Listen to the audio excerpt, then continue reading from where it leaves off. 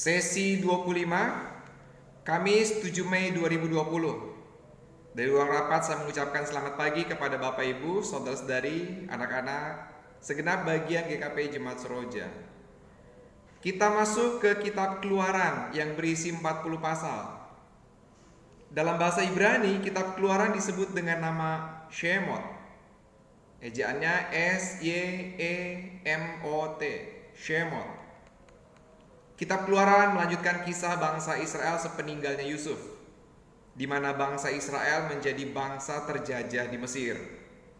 Adapun rentang masa dari zaman Yusuf hingga ke zaman Musa adalah sekitar tahun 1700 sebelum Masehi sampai 1290 sebelum Masehi. Secara umum, kitab ini memuat dua penggalan penting dalam masa sekitar 40 tahun dari periode 1290 sampai dengan 1250 sebelum Masehi. Penggalan pertama adalah keluarnya bangsa Israel dari Mesir yang dimulai dengan kisah kelahiran Musa, orang dari suku Lewi. Pada bagian pertama inilah kita pun mendapatkan informasi tentang masa pertama kalinya bangsa Israel, dalam hal ini Musa, mengenal nama Allah dengan sebutan YHWH, Yahweh, sebagaimana diperkenalkan pada pasal 3 ayat 14. Penggalan kedua adalah serangkaian peristiwa selama mereka ada di Sinai. Di sanalah Allah memperkenalkan 10 hukum Taurat dan serangkaian aturan untuk bangsa Israel taati.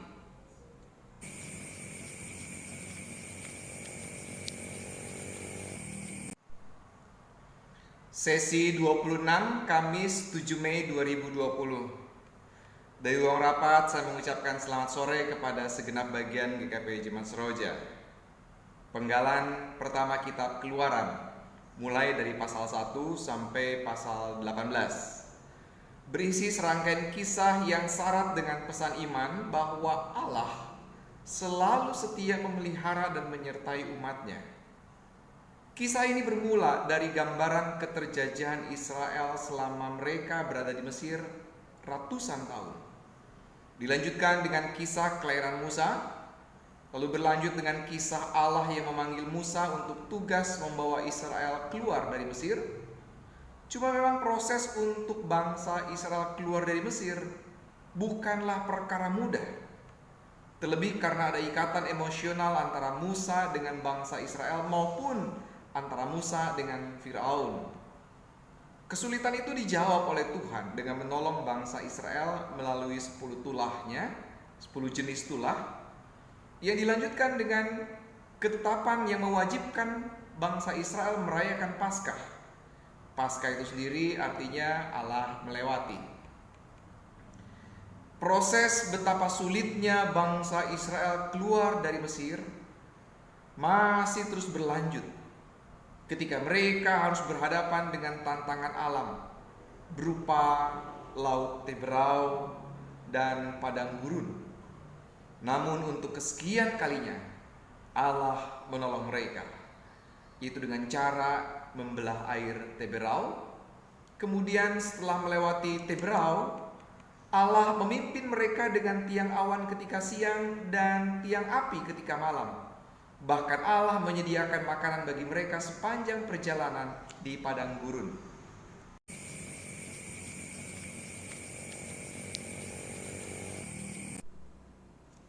Sesi 27, Jumat 8 Mei 2020. Dari ruang rapat saya mengucapkan selamat pagi kepada Bapak Ibu, saudara-saudari, anak-anak, segenap bagian GKP Jemaat Seroja. Penggalan kedua kitab Keluaran dimulai dari pasal 19 sampai dengan pasal 40. Berisi rangkaian peristiwa selama mereka berada di Sinai. Boleh dikatakan bahwa penggalan kedua inilah yang menjadi bagian paling penting kitab Keluaran. Karena di bagian kedua inilah Allah memberikan 10 hukum Taurat yang pada masa selanjutnya menjadi undang-undang suci ataupun sejenis undang-undang dasar bagi seluruh bangsa Israel. Selain itu pada bagian kedua inilah Allah melalui Musa menyampaikan berbagai jenis aturan, perintah, ataupun juga ajaran serta ketetapan terkait dengan seluruh aspek kehidupan bangsa Israel agar mereka siap hidup sebagai sebuah bangsa ketika nanti mereka tinggal dan menetap di Kanaan. Di sisi lain, pada penggalan kedua ini kita pun mendapatkan informasi tentang betapa tegar tengkuknya bangsa Israel.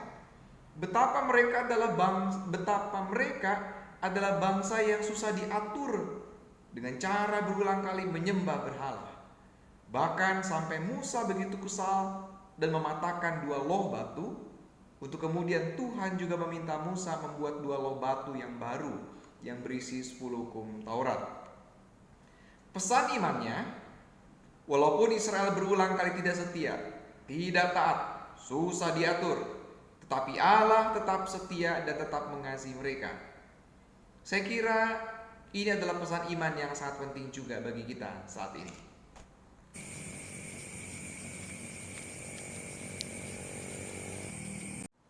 Sesi 28 Jumat 8 Mei 2020. Dari ruang rapat saya mengucapkan selamat sore kepada segenap bagian GKP Jemaat Seroja. Sore ini kita lanjutkan dengan kitab Imamat yang dalam bahasa Ibrani disebut dengan nama Wayikra. Kitab ini terdiri dari 27 pasal yang terbagi ke dalam 2 penggalan, yaitu penggalan dari pasal 1 sampai pasal 16 dan penggalan dari pasal 17 sampai dengan 27. Kitab ini disebut dengan nama Imamat karena memang kitab ini berisi segala hal yang berkaitan dengan suku yang tidak memiliki tanah pusaka, yaitu suku Lewi. Karena suku ini dikhususkan oleh Allah di tengah-tengah bangsa Israel untuk tugas-tugas keimaman. Secara khusus di dalam kitab ini, fungsi dan tugas imam itu dijalankan oleh Harun dan seluruh keturunannya. Juga memberikan penekanan tentang peran para imam Israel yang dipilih untuk mewakili umat di hadapan Allah. Itu sebabnya dalam banyak tradisi, kitab Imamat ini dikenal pula sebagai kitab panduan imam. Penggalan pertama banyak berbicara tentang kurban-kurban dan juga makna kekudusan umat Allah. Penggalan kedua banyak berbicara tentang umat Allah yang harus terus dipandu untuk menjaga kekudusannya sebagai bentuk tanggung jawab keterpilihannya sebagai umat pilihan. Baiklah, kita akan lanjutkan pada hari Senin 11 Mei 2020 untuk kitab Bilangan.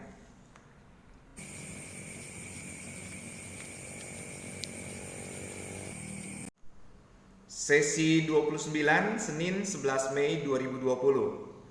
Dari ruang rapat saya mengucapkan selamat pagi kepada Bapak Ibu, saudara-saudari, anak-anak, segenap bagian GKP Jemaat Seroja. Kitab Bilangan yang dalam bahasa Ibrani disebut dengan nama Bemidabar, namun dalam bahasa Yunani disebut dengan nama Arithmoi. Dalam bahasa Latin disebut dengan nama Numeri. Sebagaimana namanya, kitab ini memang berisi banyak data angka. Namun demikian, kitab ini sesungguhnya juga merupakan versi lain dari kisah perjalanan Israel, yaitu dimulai pertama saat mereka di Sinai, pasal 1 sampai 10. Kedua, saat mereka dari Sinai menuju ke Moab, pasal 10 sampai 22. Dan ketiga, yaitu saat mereka di Moab dan bersiap memasuki Kanaan, pasal 22 sampai dengan 36. Kisah perjalanan ini memberikan gambaran tentang bangsa Israel yang berulang kali memberontak terhadap Allah dan tidak setia kepada Allah. Namun di sisi lain, Allah tetap mengasihi dan memelihara mereka. Nampaknya hendak menunjukkan bahwa masa 40 tahun adalah masa Allah menempa, mendidik Israel agar mereka siap menjadi bangsa yang beradab ketika nanti hidup di Kanaan.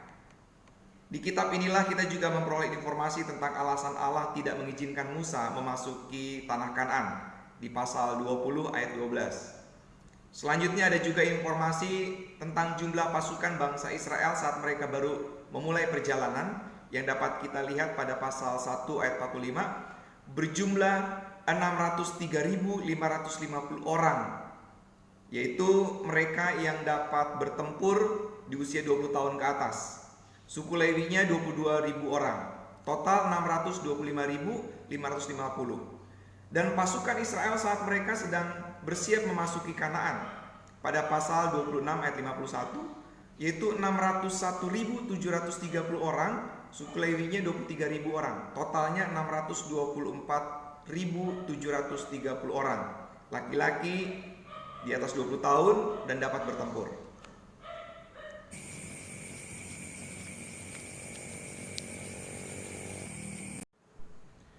Sesi 30, Senin 11 Mei 2020.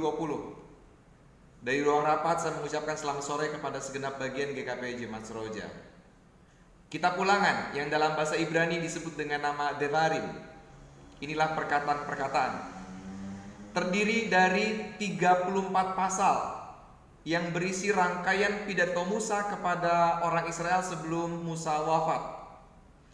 Musa hendak memberikan penekanan kepada bangsa Israel agar nanti pada saat bangsa Israel hidup dan tinggal menetap di Kanaan, yaitu tanah perjanjian, maka mereka harus selalu ingat akan hukum Allah ini dan setia melakukan hukum ini.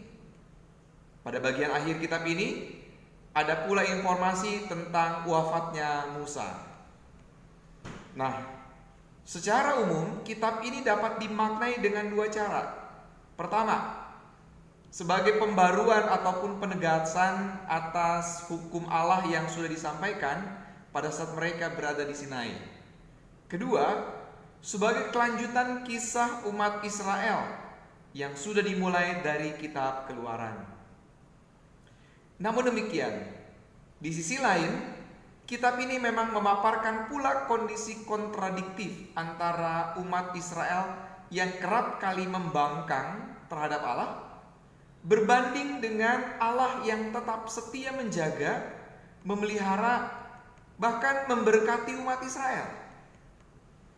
Baiklah Bapak Ibu, saudara-saudari dan anak-anak sekalian, selesailah sudah pembahasan tentang kelompok kita Pentateuch. Besok kita akan melanjutkan dengan kelompok kita sejarah yang akan kita mulai dengan kitab Yosua.